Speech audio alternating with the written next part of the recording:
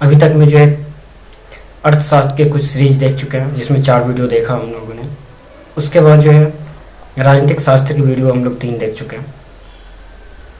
और आज हम लोग जो है भूगोल के सीरीज को देखेंगे। भूगोल के सीरीज का पहला वीडियो आज आप लोगों के लिए ला रहा हूँ।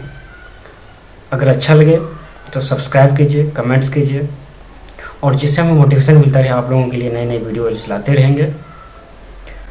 हम लोग बात करते हैं कि भारत की भौगोलिक स्थिति के बारे में। भारत की भौगोलिक स्थिति क्या है? सिंधु घाटी सभ्यता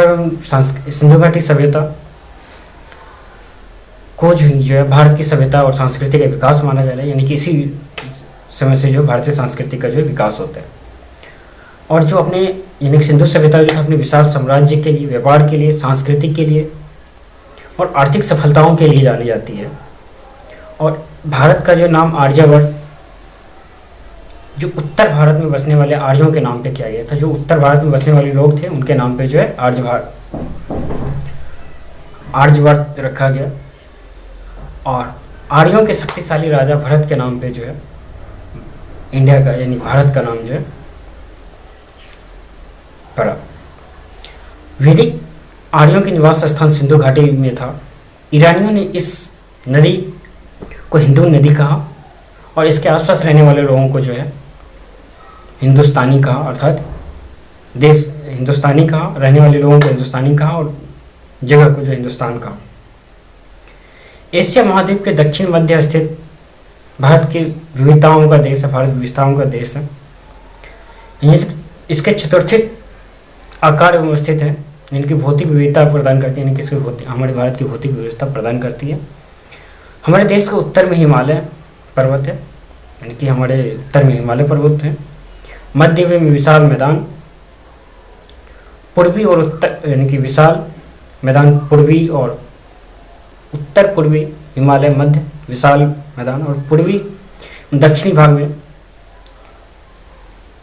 पहाड़ियाँ तथा उत्तरी पश्चिमी भाग में रेतीले मरुस्थल का विस्तार है। हमारे इंडिया में ये चीज़ें हैं। और भारत क्षेत्रफल की दृष्टि से जो भारत की विश्व में 30 यानी 7वां स्थान रखता है। जनसंख्या की दृष्टि से जो भारत विश्व में दूसरा स्थान रखता है। सबसे पहले चीन है, फिर इंडिया है।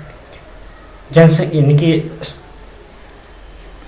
क्षेत्रफल की दृष्टि से जो सबसे पहला रूस है, दूसरा कनाडा है और 7वां पोजीशन किसका है? भारत का। अगर भारत के अक्षांशीय देशांतरीय दृष्टि की बात करें तो क्रमशः जो है हमारी जो भारत जो है उत्तरी गोलार्ध और पूर्वी गोलार्ध में स्थित है।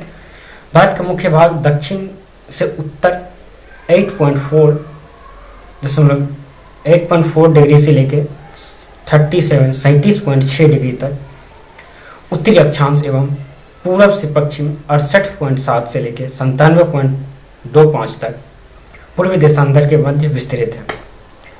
भारत के जो है उत्तरी बिंदु जो है इंदिरा फॉल है, जो 37.6 उत्तरी अक्षांश पर है, जो कि जम्मू कश्मीर राज्य में स्थित है। और भारत के जो मुख्य भूमि का दक्षिणतम बिंदु जो है वो कन्याकुमारी है, जो तमिलनाडु राज्य में स्थित है, एक द्वीप के पास है। भारत के सबसे दक्षिणतम बिंदु जो है इंदिरा पॉइंट है, जो कि 2004 में सुनामी आने की वजह से क्या हुआ कि ये समुद्र में विलुप्त हो गया। भारत के जो पश्चिमतम बिंदु जो है गौर मोता नाम का जो है एक प्लेस है, जिसको गुहार मोती के नाम से भी जाना जाता है, गुजरात में स्थित है, जो कि गुजरात के कच्छ में वाले प्रांत में स्थित है। पूर्वोत्तर बिंदु जो है की बिथु नामक स्थान पे, जो कि अरुणाचल प्रदेश में पड़ता है। उत्तर भारत यानी कि भारत के उत्तर से लेकर दक्षिण की वास्तविक दूरी पूर्व से पश्चिम की वास्तविक दूरी से 281 किलोमीटर मात्र अंतर है। और भारत की मुख्य भूमि का आकृति की हम बात करें तो चतुष्कोणीय यानी कि 4 कोणीय 4 भागों में बटा हुआ है। हम लोग बात करेंगे फिर अक्षांश विस्तार का प्रभाव। अक्षांश विस्तार की बात करेंगे। कर्क रेखा जो भारत के लगभग 8 राज्यों से होकर गुजरती है, गुजरात, राजस्थान, मध्य प्रदेश, छत्तीसगढ़, झारखंड के रांची और पश्चिम बंगाल, त्रिपुरा, मिजोरम से होते हुए पड़ोसी देश बांग्लादेश से होकर गुजरती है। कर्क रेखा भारत को लगभग 2 बराबर भागों में बांटती है तथा दक्षिणी हिस्सा यानी कि भारत को 2 बराबर भागों में बांटती है। दक्षिणी हिस्सा उष्ण कटिबंध एवं उत्तरी हिस्सा जो है शीतोष्ण कटिबंध कहलाता है। उष्ण कटिबंध कहलाता है जहाँ पे जो बहुत ज़्यादा गर्मियाँ होती है, बहुत ज़्यादा जो है यानी कि वहाँ की जो वहाँ के जो है टेम्परेचर जो है हाई होता है। और शीतोष्ण का होता है कि उत्तरी हिस्सा जो है हमारा भारत का वो ठंडा प्रदेश में कहलाता है। अधिक अक्षांश विस्तार का प्रभाव, अधिक अक्षांश विस्तार के प्रभाव के कारण दिन तथा रात की अवधि में भी फर्क पड़ता है।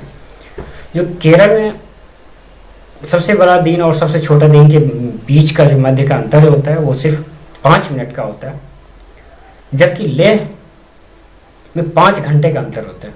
लेह जम्मू कश्मीर पड़ता है, इसमें जो 5 घंटे का अंतर पड़ता है। देशांतर विस्तार 82.5 डिग्री पूर्वी देशांतर इलाहाबाद के निकट मिर्जापुर से होकर गुजरती है। इस देशांतर रेखा भारत के मानक देशांतर रेखा भी कहा जाता है, यानी कि इस रेखा को भारत का मानक देशांतर रेखा भी कहा जाता है। यह भारत के 5 राज्यों से होकर गुजरती है, उत्तर प्रदेश, मध्य प्रदेश, छत्तीसगढ़, उड़ीसा एवं आंध्र प्रदेश से होकर यह देशांतर रेखाओं जो है गुजरती है। पृथ्वी के 24 घंटे यानी पृथ्वी जो है 24 घंटे में 360 डिग्री घूमती है। देशांतरीय दूरी तय करने में पृथ्वी को, यानी एक देशांतरीय दूरी तय करने में पृथ्वी को जो 4 मिनट का समय लगता है। भारत जो है यानी कि भारतीय मानक समय ग्रीनविच माध्य से 5 घंटे 20 मिनट आगे है। भारत के जो है पूर्वी और पश्चिमी प्रांत जो है दोनों के मध्य जो 2 घंटे का समय होता है का अंतर। भारत की जनसंख्या के अनुसार जो भारत की आबादी जो 121 करोड़ है, जो चीन के बाद जो विश्व में दूसरा स्थान रखता है। जो विश्व की कुल जनसंख्या उसका 17.5% सिर्फ जो ओनली वन जो भारत में निवास करती है। क्षेत्रफल की दृष्टि से बात करें तो भारत जो है विश्व के 7वां देश है। और विश्व के स्थलीय धरातल की बात करें, स्थलीय धरातल में 2.4% जो भाग जो है भारत का। उत्तर से दक्षिण की बात करें तो वास्तविक दूरी जो है 3214 किलोमीटर है। और पूर्व से लेकर पश्चिम तक जो बात करें तो 2933 किलोमीटर जो है भारत का क्षेत्र है। भारत में स्थल और तटीय सीमा 2 प्रकार की सीमाएं लगती है। स्थल सीमा, भारत का जो स्थल सीमा वो की जो अत्यधिक विस्तार है। भारत की स्थलीय सीमा रेखा की लंबाई जो 15,200 किलोमीटर है। और भारत की तटीय भूमि की लंबाई जो है 6100 किलोमीटर है। जो सबसे लंबा तटरेखा वाला राज्य जो है वो गुजरात है। सबसे लंबा तटरेखा वाला गुजरात है। और भारत जो प्रायद्वीपीय भाग जो हिंद महासागर की ओर उभरा हुआ है, जो हिंद महासागर को 2 भागों में बांटता है, पूर्वी बंगाल की खाड़ी और पश्चिम भाग जो अरब के सागर के रूप में कहा जाता है, अरब सागर कहा जाता है। प्रायद्वीपीय वह भाग होता है जहाँ पे जो है तीनों ओर से जो जल से घिरा हुआ होता है। भारत के प्रायद्वीपीय आकार के कारण जो पूर्व में बंगाल की खाड़ी, पश्चिम में अरब सागर और दक्षिण में हिंद महासागर से घिरा हुआ है। इस प्रकार तीनों और जो समुद्र से घिरा हुआ है, इसलिए प्रायद्वीपीय आकार होने के कारण भारत की तटीय सीमा रेखा इतनी लंबी है जिसकी अवस्थिति जो है हिंद महासागर के मध्य में। ठीक है।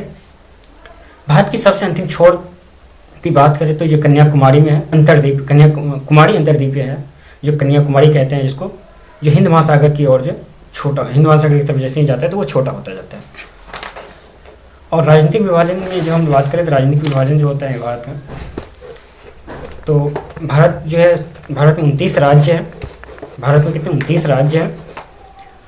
भारत में 29 राज्य केंद्र शासित प्रदेश है। नई दिल्ली इसकी राजधानी है। स्वतंत्रता प्राप्ति के बाद जो है भारत के जो है कई राज्यों का गठन जो भाषा के आधार पर हुआ। क्षेत्रफल की दृष्टि से सबसे बड़ा राज्य जो है आज के दिनों में जो राजस्थान है। सबसे छोटा जो है वो गोवा है। क्षेत्रफल की दृष्टि से सबसे बड़ा केंद्र शासित प्रदेश अंडमान निकोबार द्वीप समूह है। और सबसे छोटा जो है लक्षद्वीप। अगर आपको वीडियो अच्छी लगी हो तो लाइक्स, कमेंट्स, शेयर कीजिए, जिससे कि हमें मोटिवेशन मिलता रहे।